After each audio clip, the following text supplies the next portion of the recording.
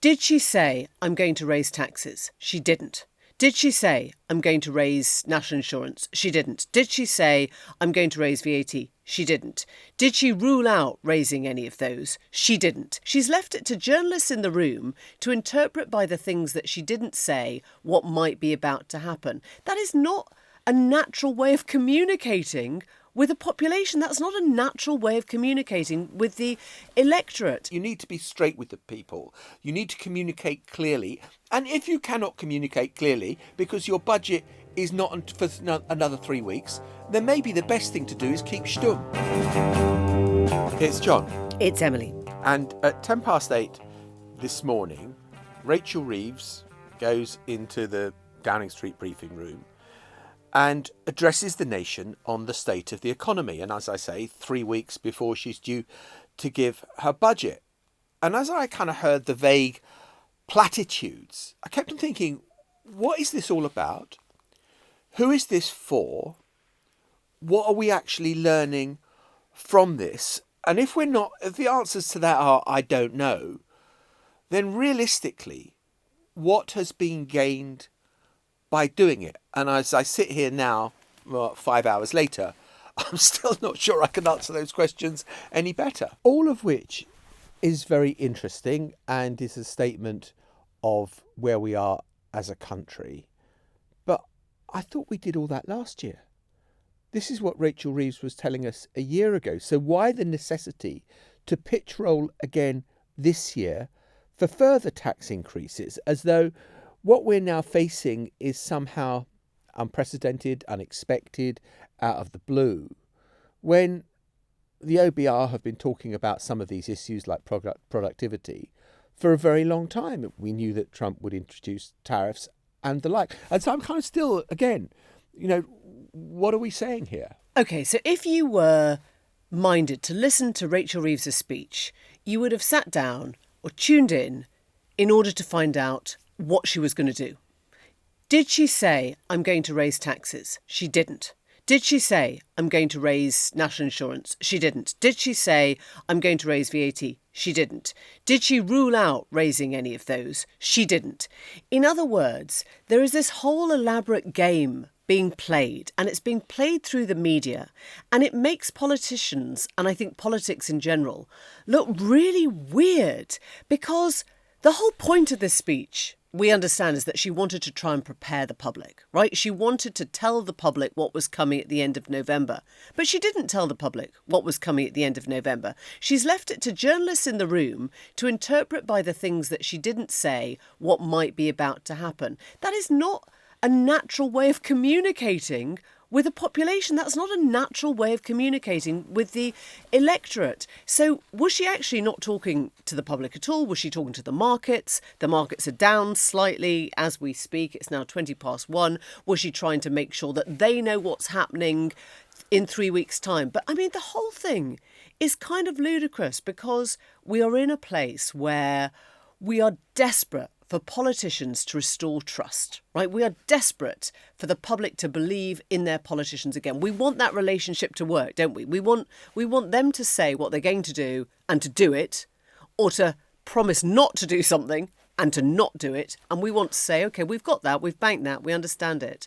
What we've got now is an utter muddle. It sounds as if a promise to the electorate made in the manifesto last year is going to be broken.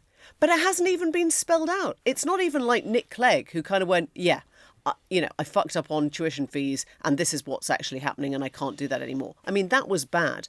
But this is just making people more confused about something that they know is on the way. Why is that helpful in any sense? There is the old kind of Irish joke about the American tourist who's driving in County Clare, winds down his window and asks the Irishman which way to go to get to wherever. And the Irishman says, well, I wouldn't have started from here. And I feel that about the British economy and the way the Chancellor is speaking right now, which is, I know, we shouldn't have really pledged that thing about not raising income tax or VAT or national insurance back in the general election. So we're going to have to break that manifesto pledge. But we wouldn't have started from here, but this is where we are now. I don't think Labour have got any good options now. I think that they thought that they were doing a big, tough budget last year, a tax-raising budget. It was one and done, as we kind of, when we spoke to the Chancellor, asked her about that. And it's not. And they're having to come back again because they didn't leave themselves enough fiscal headroom and they have made mistakes and they're now trying to kind of reposition. And so today was about a nod and a wink. I hope you understand what I'm saying, even though I'm not spelling it out. We're going to raise your taxes. And that's what's coming. Right. Well, why would you have the budget right at the end of November then? I'm sorry, I'm not an economist here, so I'm sure there are things that I'm missing.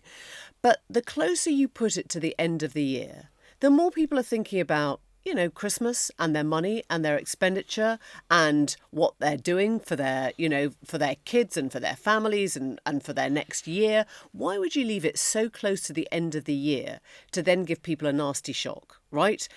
I don't understand, first of all, why the budget's so late. I also don't understand why all these things that have suddenly become apparent to her were not really apparent 9 months ago, 10 months ago, when Trump took office, when he said he was going to impose the tariffs, when we started spending more on defence, the NATO summit in May, June, the tariffs came in April. Why wasn't that a moment to say, everything's out the window? I'm not suggesting it's great to break your pledge to the electorate, but if you're going to break your pledge to the electorate, do it at a time when something has manifestly changed and you have got a reason for saying it. Don't do it a month before the end of the year. Yeah, I agree with all of that. I think that what's happened is that it has been obvious for months that this is what needed to happen. But I think that there is a certain political ineptness in the operation of the politics of all of this. And so they've suddenly realised,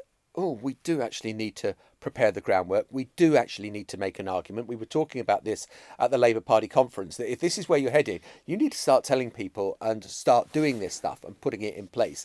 There has been a lot of change in the Downing Street communications. And, as we've discussed before on this podcast, someone I know very well, Tim Allen, is now the Director of Communications, and probably there is a recognition that this is something that needs to happen, that you need to prepare the electorate for.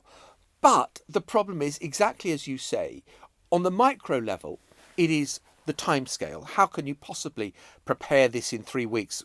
By the way, guys, bad news coming just before Christmas. We've got some really bad news coming your way. But the much bigger issue, and I think this is absolutely key, is the way it will just lead to an evaporation of trust in politics and politicians.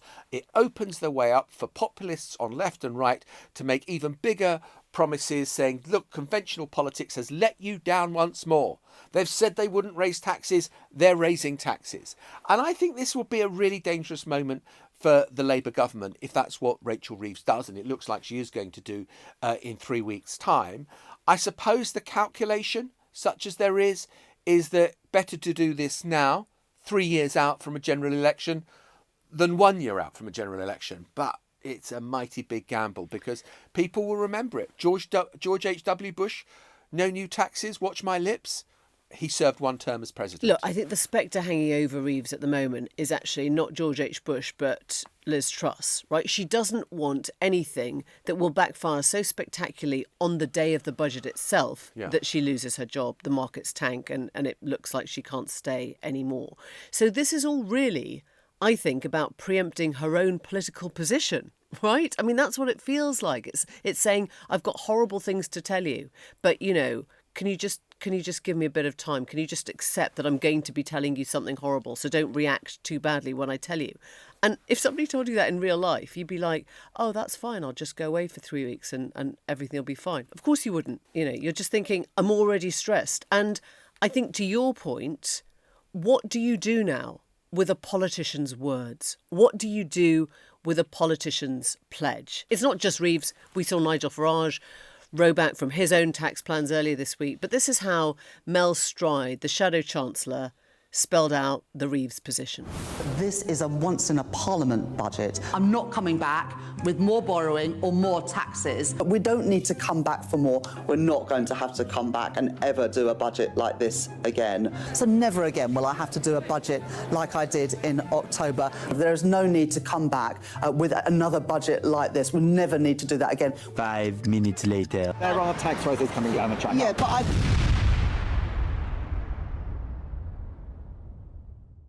Yeah, so that was put out by Mel Stride. And of course, one of the words, and we played it in the introduction of Rachel Reeves saying it's time to be honest with the people. So, obviously, you get to questions in the news conference, and the journalist is saying, well, OK, be honest with us, our tax is going to rise. I think the other thing that really rankled in the speech was this sort of plea to the electorate, like a sort of wartime spirit of doing your thing. It's the Dunkirk spirit. We're all going to share the responsibility. We're all going to carry the burden. And you're like, no, wait. I mean, sorry. The burden that we're all carrying already is that taxes have never been this high in the last 70 years. So let's put that burden to the side. But why are we now responsible? Why are we now carrying the burden for the mistakes that you have made? That doesn't add up. Yeah, each of us must do our bit. Sounds like Kitchener at the start of World War One, or we're all digging for victory at the start of World War Two. And I'm not sure that kind of washes today in a political climate where there has been relative stability. I mean, maybe bad governance and bad economic decisions taken by successive governments for a very long time. Yeah, and I think, some people would say, I am prepared to pay more tax. Actually, I do believe the wealthy should be taxed more. I do believe that burden has to be sort of felt. But don't try and make me feel like it's incumbent upon me to help you out of your problem after you made those manifesto promises. That's just wrong. And the other thing that I thought that, again, jarred slightly what she said this morning was talking about, I'm restating the Prime Minister's and my commitment to welfare reform measures. And you think, well, yeah, hang on, we saw that movie play out in the summer where you couldn't get your welfare reform measures through. There was a catastrophic, damaging U-turn, and you didn't have the power to do it. So why should we take seriously now that there is this kind of cast iron commitment? Particularly when your new deputy Labour leader is somebody who was very much on the left side of that welfare push. Exactly. I bumped into a Tory MP this morning who, just after Rachel Reeves had spoken, who was kind of rubbing his hands with delight about the prospect that that they're now still talking about welfare reform. It's going to embolden Lucy Powell, who the other week was elected as Labour's deputy leader, to take the fight to Keir Starmer, because she has said that is not where she thinks the Labour government needs to be. And the other thing that I thought that's, again, talking about truth, Rachel Reeves uses the language of honesty. We've got to be honest with the British people. And so the journalists take their cue and say, well, be honest with us, Chancellor. Are you going to raise taxes? And this is how the exchanges went. Chancellor, you made history in your last budget when you increased taxes by £40 billion in the biggest tax-raising budget in over a generation. You said at the time it was a once-in-a-parliament tax-raising budget, and you told me explicitly Labour would stick to our manifesto commitment not to increase taxes that working people pay. Today, do you still stand by both those promises? And if you can't, or if you won't, aren't you making a mockery of the voters that put their trust in you at the general election? Thank you. Thank you very much, Beth. I will set out the individual policies at the budget on the 26th of November. That's not what today is about. Robert Peston from ITV News. Chancellor, good to see you. You've just made the case, in effect, for raising taxes by tens of billions of pounds. The HMRC stats don't lie. If you do that, you will have to put up taxes for millions of people, including those you call working people, won't you? Well, today is not about individual choices. They will be set out in the usual way in the budget. What is this dance that we're playing, where the only people who mention tax rises are the journalists in the room who are trying to elicit an answer, and the Chancellor, who has called everyone there in order to tell them that there will essentially be tax rises in the budget, is standing there saying, well, you can't expect me to spell out what's going to happen in 3 weeks' time. It is such a... I just come back to this. It is such a political game that is being played here. And look, I understand that this is dependent on markets and response and, keeping the sort of things on an even keel.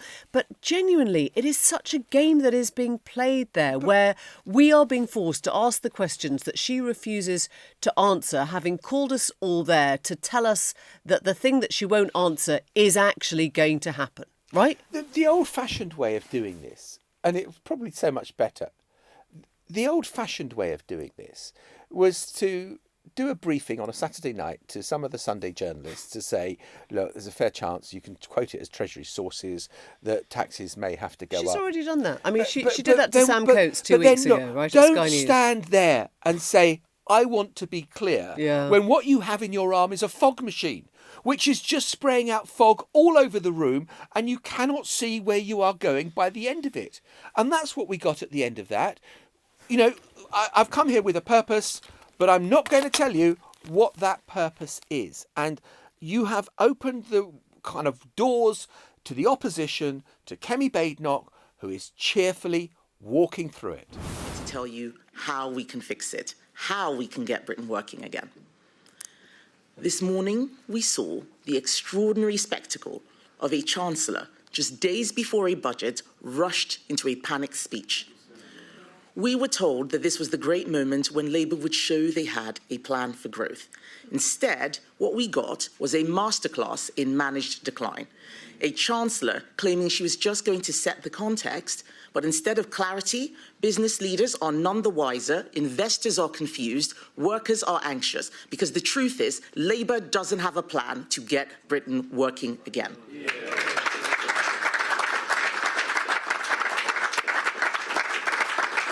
The Chancellor's speech was one long waffle bomb. A laundry list of excuses. She blamed absolutely everybody else for her own choices, her own decisions, her own failures. She claims she will focus on the priorities of the British public. Whose priority is it to pay more tax? Look, while we're talking game playing, I mean, there is a world in which what happens at the end of November is not as bad as we're all now expecting, back to your sort of doctor's metaphor. And she's got everyone worried so that when the thing itself comes out, it's not as bad as we thought. Maybe, you know, one person, close number 10, has suggested to me that, you know, the black hole isn't as bad as it is. Another person has said it will probably mean, whatever this is, it will probably mean more fiscal drag for most and tax hikes for those on £50,000 or more. In other words, the broadest shoulders. So there may be something going on here where she panics everyone and then sort of, you know, stops the alarm. I don't know whether that will work, because I think by that stage, people are already trying to, I mean, they're trying to work out what their next year looks like. They're trying to work out, frankly, whether they trust anything that comes out of the Chancellor's mouth right now. But it is possible that there is no headline rate change for whatever ordinary people is. And we now know it's not ordinary people, it's the phrase is working people. Working people is £46,000. That's so right? insulting, isn't it? I mean, it's so insulting to someone.